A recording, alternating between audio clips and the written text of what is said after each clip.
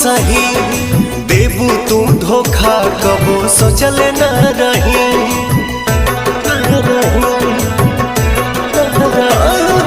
लोगवा के बतिया कई दिहल तू सही देबू तू धोखा कबो सोचल न रही।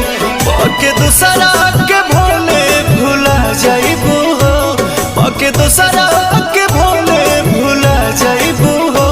आँख से आँख अपना मिला पैबू हो, आँख से आँख अपना मिला पैबू हो।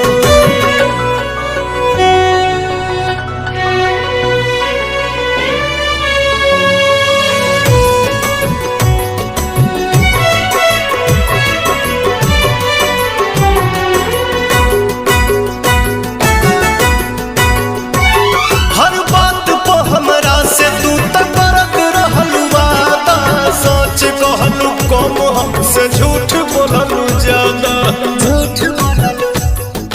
झूठ बोललू हर बात पे हमरा से तू तक करत रहलू वादा, सच कहलू कम हमसे झूठ बोललू ज्यादा। चोट मरले बारू तू कब खा जाइबू हो, चोट मर